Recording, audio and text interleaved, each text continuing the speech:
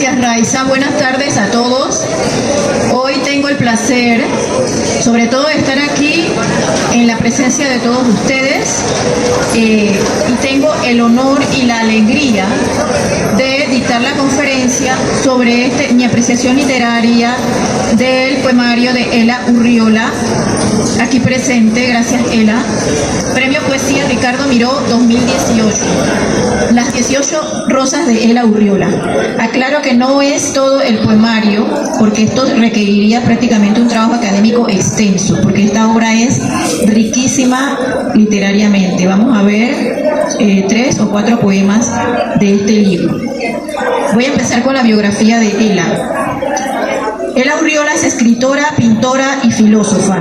Doctora en filosofía por la Karlova Universitat, República Checa, Praga. Es profesora de filosofía, bioética y estética, además de miembro del Comité de Bioética de la Universidad de Panamá. Es miembro de la Academia Panameña de la Lengua, presidenta de la Red de Mujeres Filósofas de Panamá, SAFO, y vicepresidenta del Consejo Nacional de Escritores y Escritoras de Panamá, 2023. Creo que ya cambió ese datito, ¿verdad? Discúlpame. De premios literarios obtuvo el Premio Nacional de Literatura Ricardo Miró con el poemario La nieve sobre la arena 2014, el Premio Nacional de Cuento José María Sánchez con Agujeros Negros 2015, el Premio Nacional de Literatura Ricardo Miró con La Edad de la Rosa 2018, el Premio Escritora del Año Anita Villalaz 2019. En el año 2020 obtiene el Premio Nacional de Literatura Infantil y Juvenil Carlos Francisco Chan Marín con su poemario Las Cosas de este Mundo. En 2021, el Premio Nacional de Literatura Ricardo Miró, sección Cuento con Carosis. En 2023 obtiene el Premio IPEL, ya extinto lamentablemente, en la categoría de ensayo. Es coautora del Rescate Histórico Literario Columna Literaria, una columna para la nación.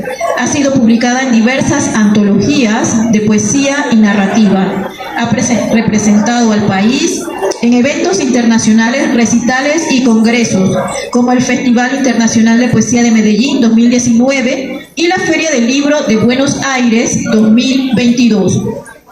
Su obra cuenta con traducciones al francés, inglés, portugués, griego y checo. Empecemos con los aspectos formales del poemario. La Edad de la Rosa, 2019, contiene 19 poemas, un total de 1512 versos de arte menor y mayor. Todos los poemas están escritos en verso libre y alineados a la izquierda. Cada verso inicia en mayúscula. No hay signos de puntuación, salvo los paréntesis que indican a modo de subtítulo a quién está dedicado cada poema.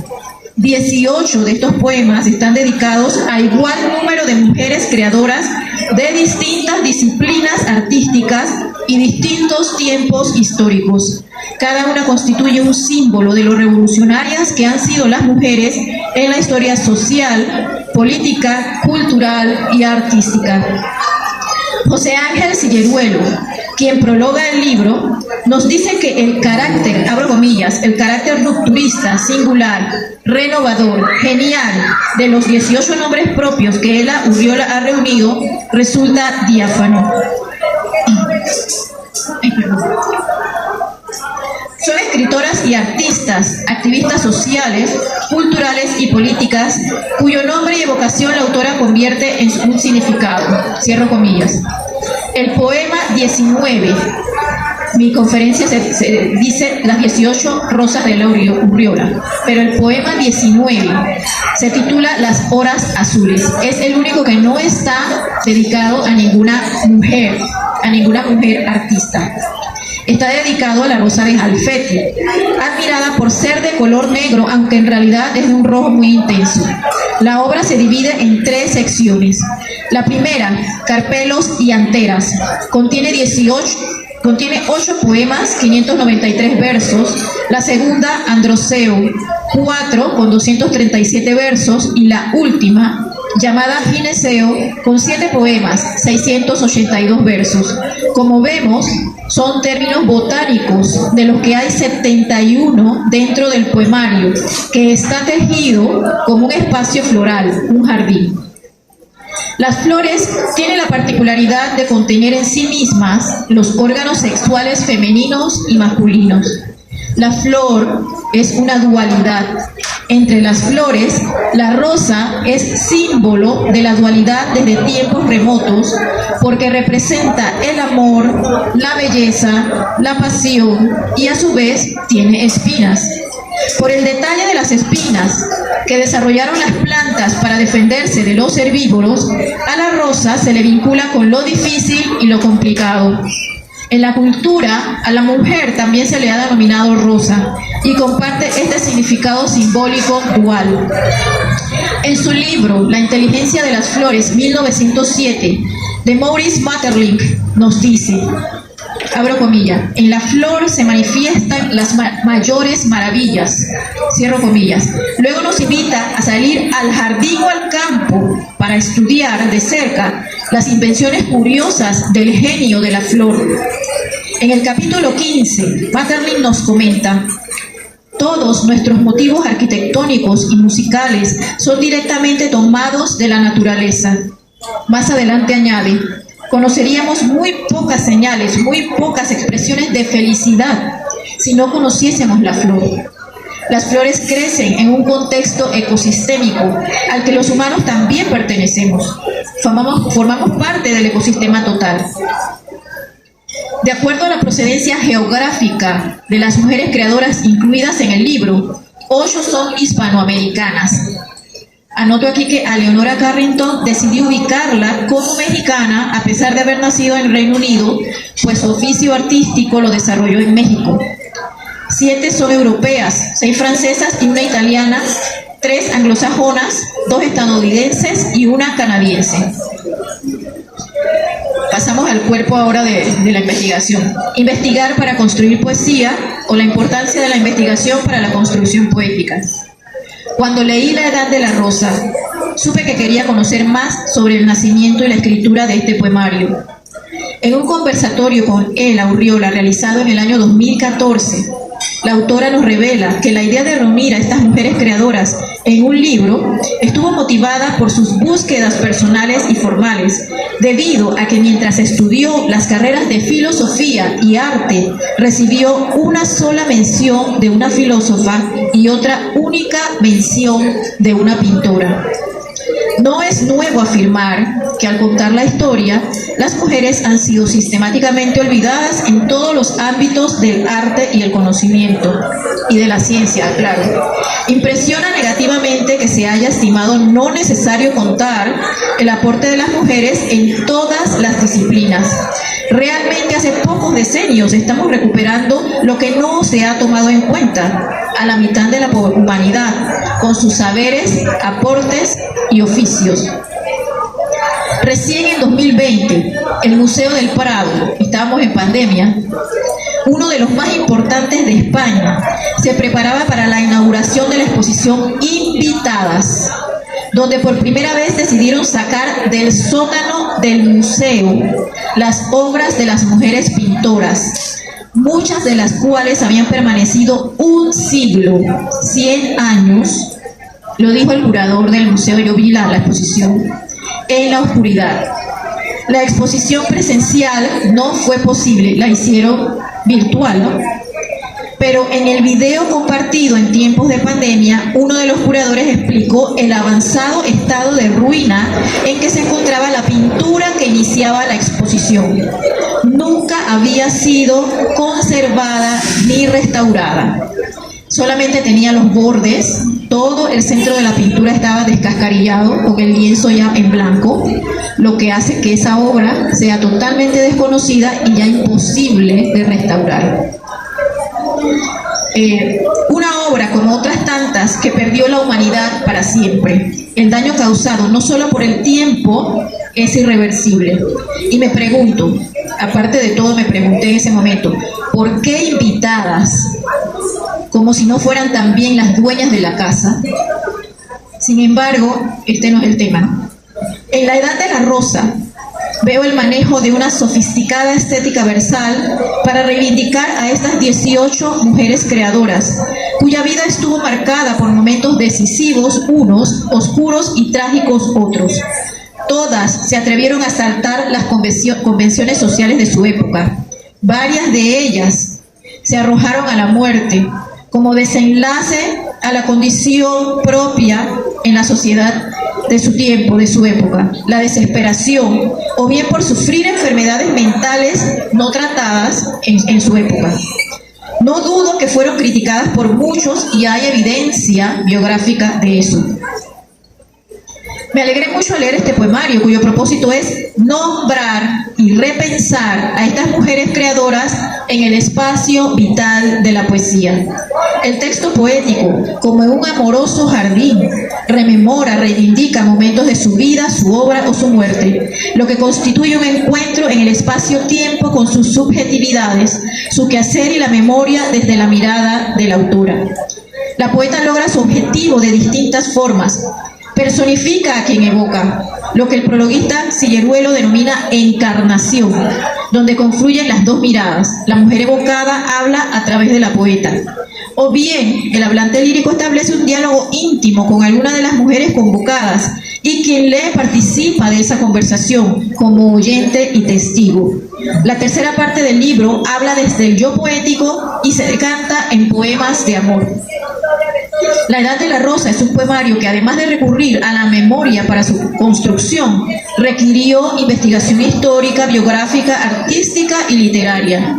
Lo intuimos desde el agradecimiento cuando la autora reconoce el aporte de Marco Ponce Adroer para reunir las obras de estas mujeres por todo el mundo, en los viajes obviamente. La mayoría de ellas, o los sucesos vitales de los que versa el poemario, pertenecen al siglo XX, excepto Sor Juana Inés de la Cruz, siglo XVII, y Georges Sand, Amandine Aurore, Lucille Dupin de Dudevant, siglo XIX. En el prólogo encontramos otra pista sobre el recurso de recordarse y la investigación previa a la escritura del poemario. El título, La rosa y las rosas, y el subtítulo, Autorretrato y retrato en los poemas de la Urriola, en los poemas de la Urriola. Iniciamos con el poema que parece salirse de la convocatoria múltiple, el de la rosa negra, símbolo de misterio y renacimiento. Hablemos de la rosa. Las horas azules. Rosa de Jalfeti, o El sueño por la inmortalidad. Poema dedicado a la rosa negra originaria de Turquía, que se alimenta de los ricos sedimentos del río Éufrates, que también nace en Turquía. Es uno de los dos ríos, el otro es el Tigris, que nacen en la histórica Mesopotamia y que es mencionado incluso en el Génesis bíblico. Contiene 10 estrofas y 77 versos de arte menor y mayor. Sin embargo, el poema inicia hablando de Australia. Quedé conmocionada. No entendí la relación entre Turquía y Australia. Fue todo un enigma, hasta que la misma Ela Urriola generosamente me compartió un intercambio epistolar que sostuvo con una lectora sagaz que le preguntó sobre ese texto. Allí se revela que el poema es un puente en el tiempo, el río de la memoria, la literatura y la música, que también es poesía. María Negroni, escritora argentina, afirma que creamos cuando recordamos. Abro comillas, en la memoria hay todo el tiempo una creación, en el intento de evidenciar lo que en realidad pasó. Cierro comillas. Agrega que no existe la creación desde la nada, la página en blanco no existe. En los años de su juventud, Ela Urriola vivía en la ciudad de Praga, República Checa, y un día, a sus 16 años, mientras caminaba hacia el río Moldava, tropezó con la filmación del video Never Tear Us Apart, del cantante y líder de la banda In Excess, Michael Hutchence. 1960-1997, famosa esta banda a finales del siglo XX. La poeta añade, me quedé encantada mirando esos rizos mezclados con el aire otoñal y los colores de la tarde. Sobre la rosa del Jalfeti cito, La rosa de pétalos negros no apunta a definir a una mujer específica, sino a la parte salvaje que toda mujer posee, en su vida o en su mente, en su fantasía o su biografía. La rosa negra es la mujer que desea y, antes de tocar fondo, se aferra a una idea o ideal, a una locura o ensueño. Tras la muerte prematura del cantante, la autora añade en la carta: yo recordaría con fruición esos rizos y esos ojos, e hice el recorrido aquel, preguntándome dónde habría quedado la intensidad de esos ojos y la vitalidad de esos rizos enredados en su voz. ¿Cómo hubiese sido una historia con este apasionado Aussie? Aussie es, en australiano, significa australiano o australiano. Con este apasionado Aussie, si él y yo nos hubiéramos conocido. Él estaba recordando sus años de juventud y los sueños y ensueños que tenía. Qué cosa más hermosa. La rosa de Halfeti es la mujer poeta, y toda mujer en su recorrido vital, en la memoria, la imaginación y los sueños. Todos los sueños que hemos tenido en el río del tiempo. La muerte repentina del cantante provocó su renacimiento en la memoria de la poeta. Veamos en el siguiente extracto lo que el hablante lírico le escribe a Michael Hutchence, trayéndole al presente desde sus recuerdos juveniles. Naces en esa tierra roja de la Australia, Edén indómito, de perdones negados a los dioses, manantial y hoguera, volcán mientras caminas, pulsión mitológica, fusión de fauno y minotauro, con rizos salvajes adormeces el viento, y esa manera de decir orgasmo con la punta de los labios desarma.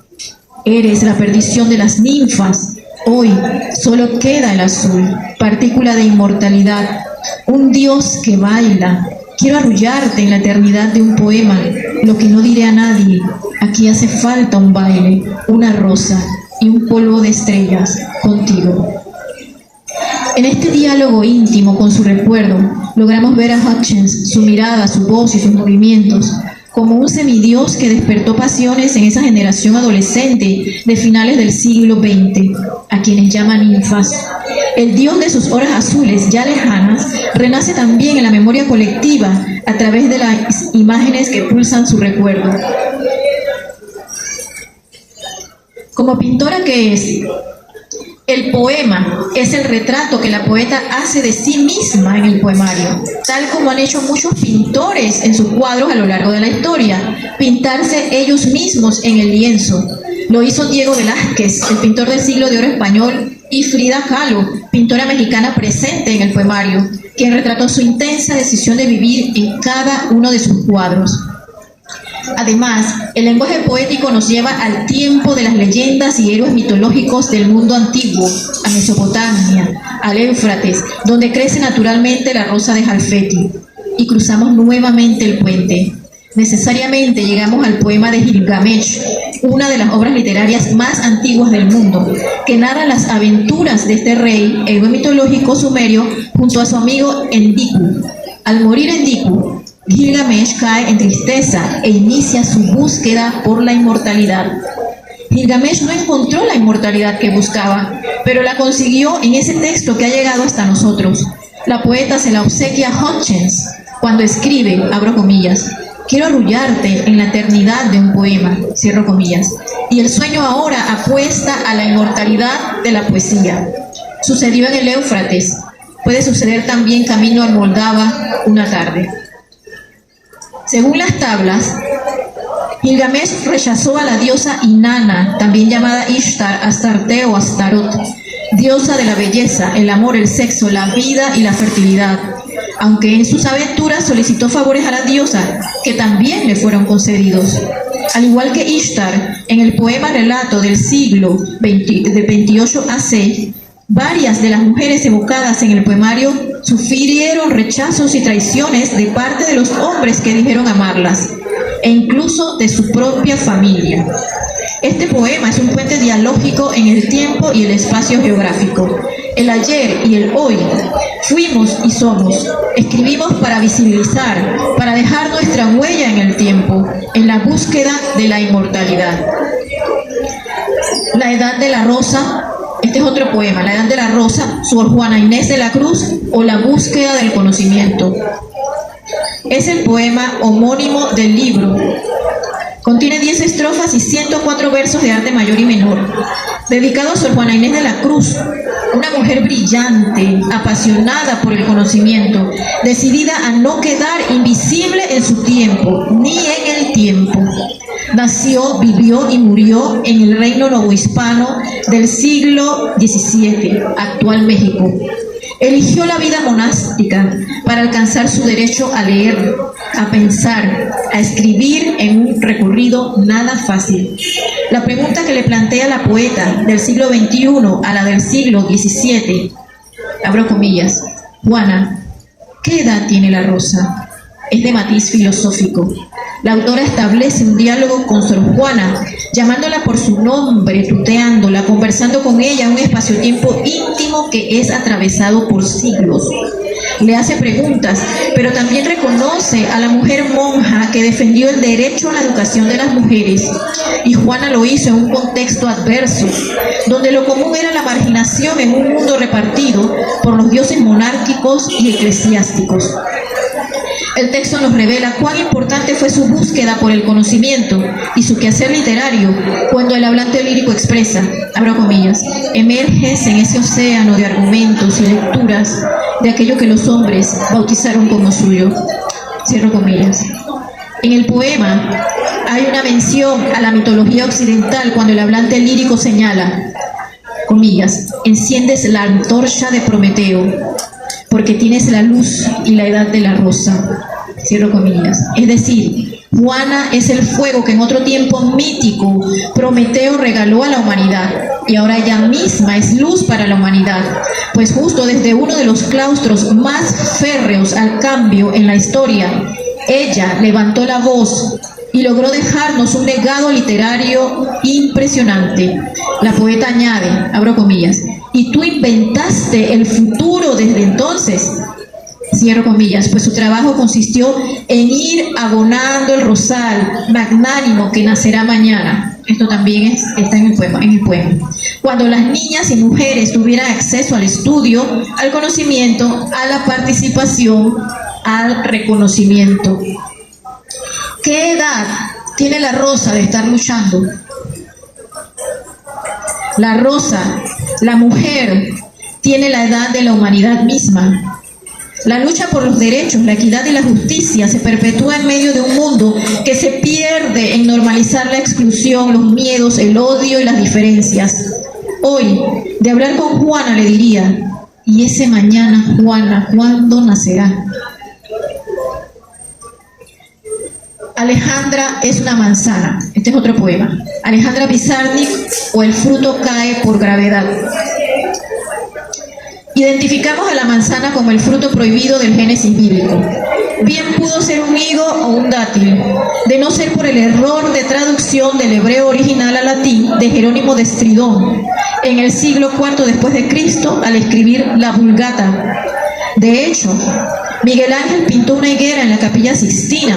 Sin embargo, el arte religioso construyó la narrativa de la manzana como ícono del pecado original.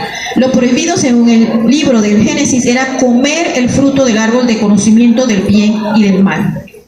En el poema Alejandra es una manzana, dedicado a Alejandra Pizarnik, el título y el primer verso son iguales. El texto contiene 9 estrofas y 70 versos de arte mayor y menor. El segundo y tercer verso nos dice que la manzana, abro comillas, que cuelga en el árbol del paraíso y es dulce y envenenada, cierro comillas, como fruto prohibido y cierro comillas. Como fruto prohibido y dulce, Pizarnik nos seduce por el uso magistral de la palabra poética. Sin embargo, sus textos contienen tanta fuerza y a la vez tanta oscuridad que no pocas veces nos deja desdoblados, abatidos, incluso rotos, aunque seamos capaces de ver tan tamaño arte. Es una fruta envenenada, abro comillas, que cuelga en el árbol del paraíso, cierro comillas. Ese paraíso se llama poesía. La poesía es donde la palabra nace de un deseo de mutismo. A lo largo del poema vemos las reiteraciones semánticas sustantivas que dibujan lo que caracterizó la vida de Alejandra Pizarnik. Desdichas, dudas, circunstancias, ortigas, torsiones, espumas, riscos, deshoras, espinas, cicatrices, cansancio, hambre, sombra, rincones, estrépitos, voces, alas, espalda, miedos, piel, cerradura, ganas, relámpago, naufragio, autoestima, niña, paloma, precipicio, penumbra. Todo esto describe ese estado de abatimiento y soledad que caracterizó a Pizarnik desde sus inicios, que luego prosigue a la depresión y al suicidio. Pizarnik es una niña perdida, con comillas, niña de rincones y estrépitos, con la autoestima dislocada, que se amamanta de desdichas y cuyas manos tienen la cerradura imposible de las caricias. En esos adjetivos, perdida, dislocada, arrugado, áspero, imposible, vemos las reiteraciones adjetivas que reflejan las características del contexto y la vida de Pizarnik. Su genialidad la mantuvo al borde, jugando entre sueños y pesadillas, tal como nos dice la autora, abro comillas, tus sueños son relámpagos de un inminente naufragio, cierro comillas. Hay una alusión a Cortázar en, abro comillas nuevamente, y cuando el cronopio te abraza, tu corona de espinas se transforma en poesía, cierro comillas. Es conocido que Pizarnik y Cortázar eran buenos amigos y mantenían correspondencia. Nuevamente, en el verso Sed de maga, se alude directamente a la maga de Rayuela y también a Circe, la hija del sol, Helios, y la ninfa Perseis, presente en la Odisea. Hay palabras que identifican objetos de la cultura sureña argentina.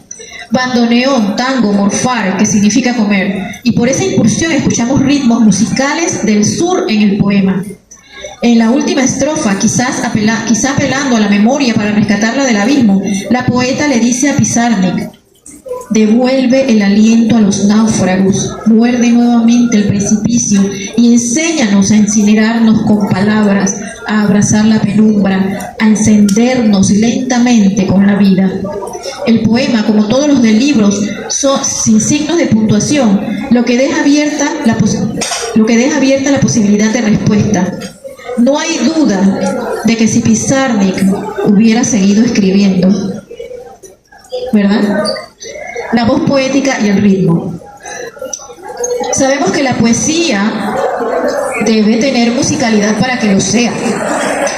En los poemas Alejandra es una manzana y Poema para una luna borracha, dedicados a Pizarnik y a Alfonsina Storni respectivamente, se percibe el ritmo del tango y de una milonga. En Cumananá para una noche rota, dedicado a Victoria Santa Cruz, el poema puede leerse según la cadencia y fuerza que imprimió a su conocido poema Me gritaron negra. ¿Recuerdan ese poema? Maravilloso. Pero no voy a hablar del ritmo poético, sino de algunos elementos presentes en el poemario que le dan cadencia, color, fluidez y sensibilidad, y cómo estas características influyen en la percepción estética. Ritmo cromático. Existe una musicalidad producto del color de las palabras. Es una combinación de vibraciones sensoriales, visuales y sonoras, cuyos matices y armonía nos produce la sensación de belleza poética. Se relaciona con la forma en que la poeta utiliza el lenguaje, la combinación y cadencia de las palabras, de manera similar a como un pintor escoge los colores para su lienzo. Ela Urriola es pintora, así que mezcla lo literario y lo pictórico en el lienzo escrito. Ritmo dialógico. El poemario refleja un diálogo íntimo, cercano a la confidencia entre mujeres, en donde la palabra fluye de forma sensible. En este dialogismo que se da desde la fusión de las miradas, la conversación o desde el yo poético, reconocemos a varias de las mujeres icónicas de la cultura universal. Las historias, la vida de estas mujeres quedan reflejadas en un espejo en el que podemos verlas desde distintas ópticas a través del tiempo, en lo que llamamos un cronotopo de encuentro según la teoría de Bakhtin.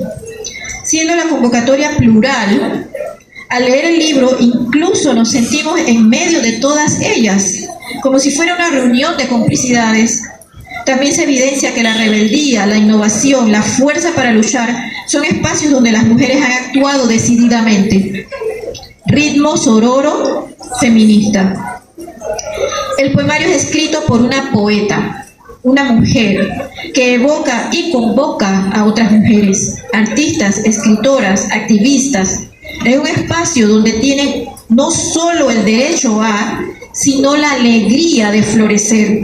Un jardín plural donde las recibe y las abraza en respetuosa confidencia, donde nos sabemos distintas pero únicas y donde lo realmente válido es el abrazo solidario, el apoyo mutuo.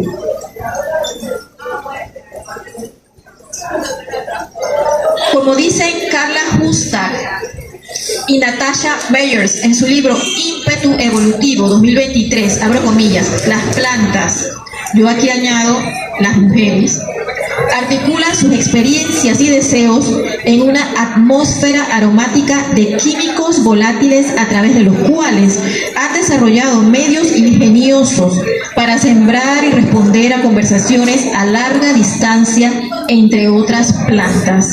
Cierro comillas.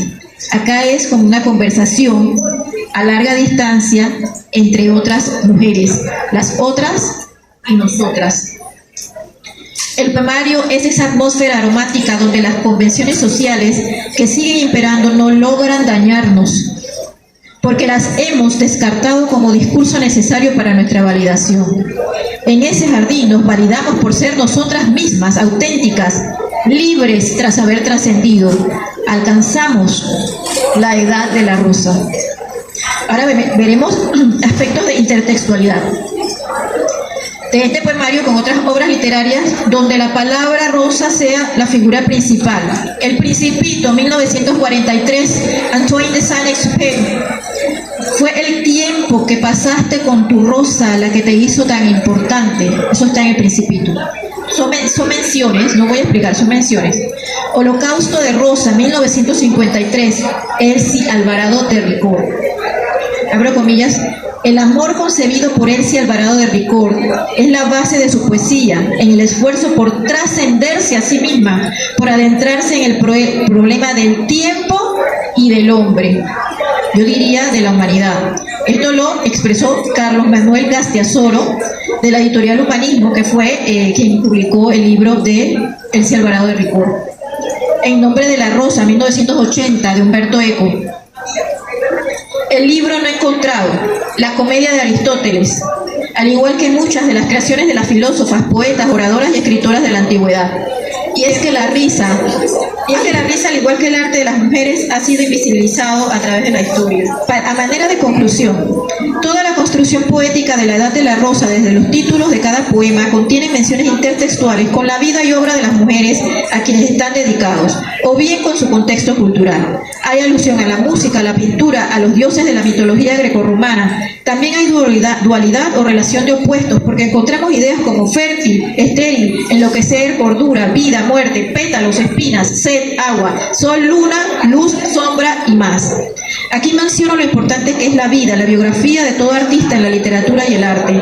Aunque no es tan importante como su obra, es información valiosa. En lo literario hay claves que solo quien escribe maneja, pues todo texto, todo arte responde a la expresión de quien lo ejerce como oficio.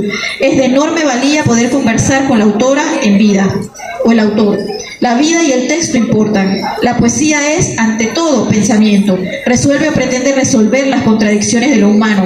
El poeta o la poeta escribe sobre la vida que observa, la vida que piensa, la propia y la ajena. Entonces, el texto es importante en sí mismo, pero la vida añade comprensión de contexto y de pensamiento, ayuda a comprender el sentido de la obra. El filósofo Paul Ricoeur, en La memoria, la historia y el olvido, 2004, nos dice que el acto de habitar solo se establece mediante el de construir. Él ha construido un espacio poético donde las mujeres habitan en un entorno de palabras, lo más parecido a un jardín para su memoria, donde por fin su significado, del que habla el prologuista Silleruelo, toma real valor. La poesía es el jardín que acoge a estas rosas, las acuerpa y las abraza. Gracias.